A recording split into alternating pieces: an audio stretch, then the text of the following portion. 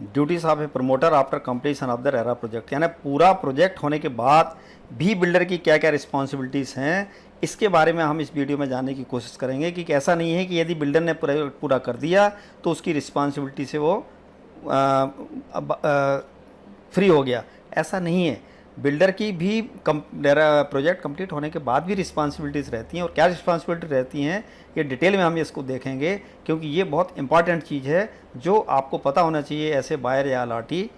CCA civil construction and engineering academy में आपका स्वागत है।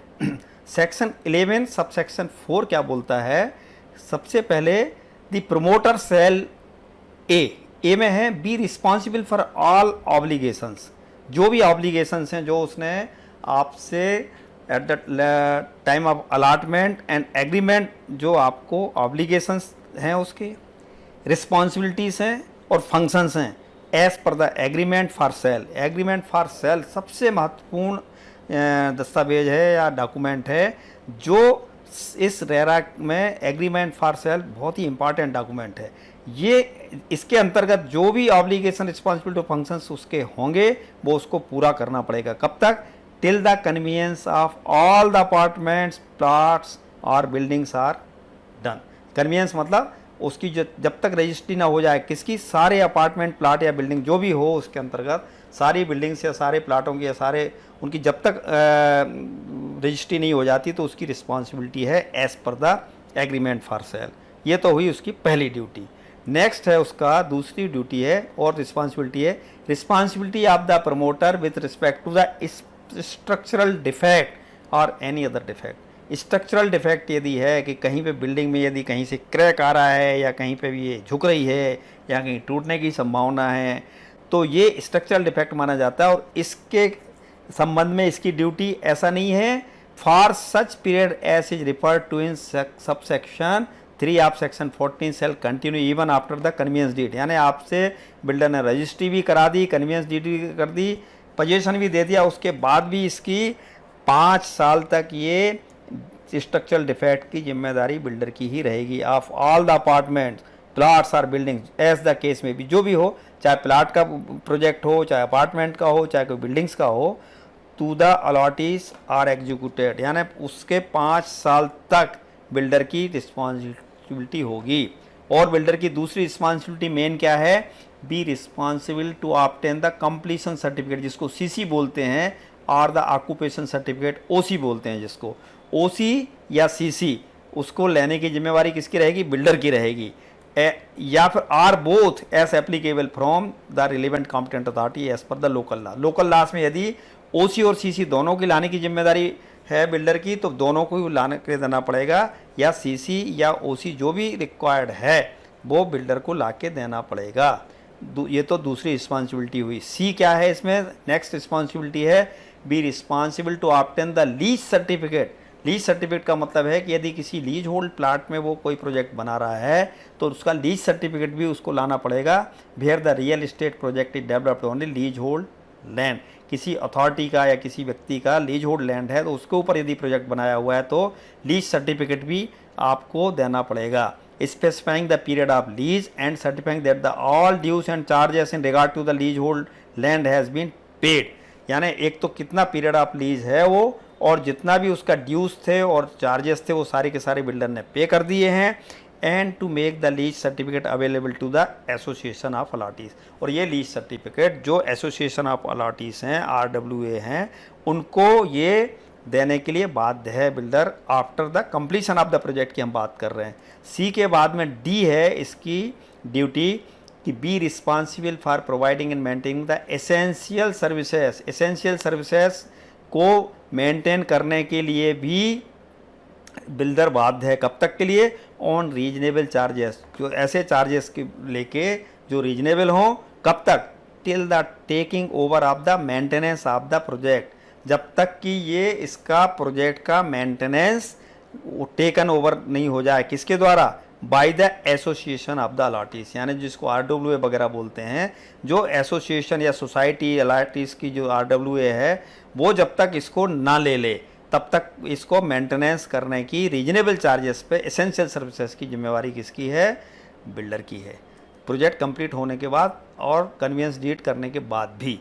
और ई क्या है, enable the formation of an association or society or cooperative society as the case may be of the allottees or a federation of the same under the laws applicable। यानी जहाँ पे एसोसिएशन बना दो या सोसाइटी बना दो या cooperative society, जो भी केस हो, जैसा भी होता है, फेडरेशन उसका बनाना पड़ेगा, जो भी लोकल लेवल पे हैं उसके हिसाब से उसको बनाने की जिम्मेवारी भी किसकी है, बिल्डर की है।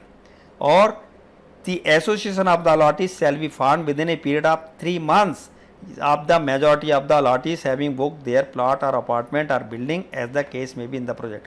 यानी उस प्लाट अपार्टमेंट या बिल्डिंग में जो भी मेजॉरिटी ऑफ द अलॉटीज ने यदि फ्लैट बुक कर दिया है तो 3 महीने के अंदर उसका एसोसिएशन या सोसाइटी या RWA बना के उनको ये सारी की सारी जिम्मेवारी हैंड ओवर करने की जिम्मेवारी किसकी है, बिल्डर की है। और क्या जिम्मेवारी है बिल्डर की, executive registered conveyance deed of the apartment plot और बिल्डिंग एज द केस में भी, यानी रजिस्ट्री करवा के भी देने का जिम्मेवारी, कन्वीनियंस डीड देने की भी जिम्मेदारी बिल्डर की। In favour of the allottee, यानी किसके फेवर में, अलॉटी की फेवर में, along with the undivided proportionate title in the common areas. Common areas यानी होते हैं जो सब सारे अलॉटीज के लिए कॉमन हैं, जैसे एंट्रेंस हैं, प्ले ग्राउंड हैं, स्विमिंग पूल वगैरह, क्लब हाउस, जो भी कॉमन एरियाज हैं उन सब का जो टाइटल है प्रोपोर्शनेट टाइटल रहेगा। उसमें हर एक अलॉटी का एसोसिएशन ऑफ अलॉटीज़ के नाम पे कॉमन एरियाज और अलॉटी के नाम पे जो है ना पर्टिकुलर प्लाट या बिल्डिंग का कन्वीनियंस डीड या रजिस्ट्री करा के देनी पड़ेगी। और या फिर यदि वहाँ पे एप्लीकेबल है तो कॉम्पिटेंट अथॉरिटी के नाम पे भी कॉमन एरियाज़ की रजिस्ट्री करा के देनी पड़ सकती है, उसको हैंड ओवर करना पड़ सकता है, एज द केस में भी provided under section 17 of this act. उसके अलावा और क्या ड्यूटी है, pay all the outgoings until he transfer the physical possession of the real estate project to the allottee. जितने भी आउट गोइंग्स यानी जितने भी खर्चे हैं, जब तक फिजिकल पोजीशन उस प्रोजेक्ट का नहीं दे देता है अलॉटीज़ को, तब तक ये बिल्डर की ड्यूटी के सारे खर्चे वो ही उठाएगा। Which he has collected from the allottees for the payment of the outgoings. Outgoings क्या क्या हो सकती हैं, जैसे लैंड कॉस्ट है, ग्राउंड का रेंट है, म्यूनिसिपल टैक्सेस हैं या अदर लोकल टैक्सेस हैं, चार्जेस फॉर वाटर हैं, इलेक्ट्रिसिटी हैं, मेंटेनेंस चार्ज हैं, ये सारे के सारे जो भी उसने पैसे इकट्ठे किए हैं अलॉटीज से या एसोसिएशन ऑफ अलॉटीज से, वो सारी की सारी पेमेंट करने की जिम्मेवारी बिल्डर की ही रहेगी। और क्या ड्यूटी हैं, including mortgage loan and interest on mortgages or other encumbrances and such other liabilities payable to the competent authorities, banks and financial institutions which are related to the project। यानी project से related जो भी bank, financial institution वगैरह के या competent authorities को जो भी पेमेंट्स हैं, लाइबिलिटीज़ हैं, वो सारे के सारे पेमेंट लाइबिलिटीज़ की जिम्मेदारी किसकी है, बिल्डर की है, अलॉटीज़ की नहीं है। और क्या जिम्मेवारी है बिल्डर की, after he executes an agreement for sale for any apartment, plot or building as the case may be, not mortgage or create a charge on such apartment, plot or building। यानी कह रहे का मतलब ये है कि यदि एक बार उसने एग्रीमेंट फॉर सेल कर दिया किसी अपार्टमेंट, प्लाट या बिल्डिंग का, जो भी केस हो जिस तरह का भी प्रोजेक्ट हो, प्लाट का है या बिल्डिंग्स का है या अपार्टमेंट का है, तो उसके बाद एग्रीमेंट फॉर सेल के बाद बिल्डर उसको मॉर्टगेज या हाइपोथेट करके नहीं दे सकता है किसी को, कि उसके ऊपर चार्ज क्रिएट नहीं हो सकता है कि भाई ये है ना उसको जाके कहीं गिरवी रख दे, ठीक है, एज द केस में भी। And if any such mortgage or charge made or created then it shall not affect the right and interest of the project. मान लो बिल्डर ने गलती से या किसी वजह से कर दिया ये हाइपोथेकेशन या गिरवी रख दिया, तो इससे अलॉटी के राइट्स पे और उसके हितों पे कोई प्रभाव नहीं पड़ेगा, ये रेरा एक्ट बोलता है। तो ये सारी जानकारी थी जो बिल्डर को अपना काम कंप्लीट करने के बाद, प्रोजेक्ट कंप्लीट करने के बाद उसकी ड्यूटीज़ होती हैं, पूरा करना पड़ता है। तो ये आपको यदि पता है तो आप बिल्डर से ये सारी चीज़ों की डिमांड कर सकते हैं। आशा है ये जानकारी आपके लिए उपयोगी रहेगी, और यदि उपयोगी है तो आप अपनी भावनाओं को कमेंट के माध्यम से व्यक्त करने का कष्ट करें। धन्यवाद।